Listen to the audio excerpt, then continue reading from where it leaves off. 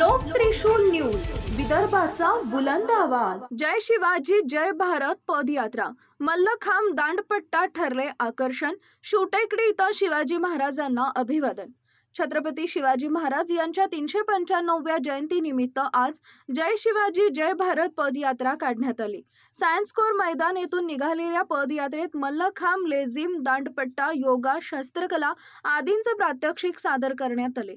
पदयात्रेतील ही प्रात्यक्षिक आणि देखावा नागरिकांचे आकर्षण ठरले।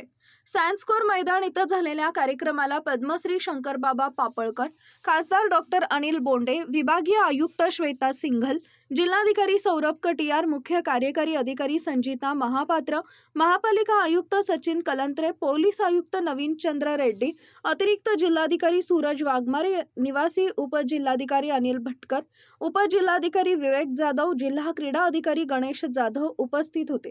उपस्थितांनी छत्रपती शिवाजी महाराज यांच्या पुतळ्याचं पूजन केले। त्यानंतर पदयात्रेला हिरवी झेंडी दाखवण्यात आली। श्री पापळकर यांनी संपूर्ण देशभरासह 260 देशात शिवजयंती साजरी करण्यात येणार आहे। यातून देशाला सन्मान प्राप्त झालाय। शिवाजी महाराजांच्या विचारातून प्रेरणा घ्यावी असं आवाहन केले। खासदार डॉक्टर बोंडे यांनी छत्रपती शिवाजी महाराजांच्या आदर्शाची देशपातळीवर प्रेरणा घेण्यात आली आहे। संपूर्ण देशातील जनतेच्या स्वाभिमानाचं रक्षण करणारा राजा आहे। गुलामगिरीतून मुक्तता आणि महिलांचा सन्मान करणारा राजा म्हणून छत्रपतींचा आदर्श ठेवला जात आहे। देशभरात साजऱ्या होणाऱ्या शिवजयंतीतून प्रेरणा प्राप्त होईल। या प्रेरणेतून विकसित भारत घडविण्यास मदत होणार आहे।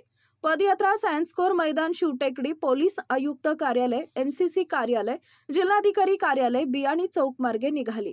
पदयात्रेदरम्यान शिवटेकडीवरील छत्रपती शिवाजी महाराजांच्या पुतळ्याला अभिवादन करण्यात आले। त्यानंतर मा जिजाऊ यांच्या पुतळ्याला अभिवादन करून पदयात्रेचा समारोप करण्यात आला। लोक त्रिशूल न्यूज, अमरावती।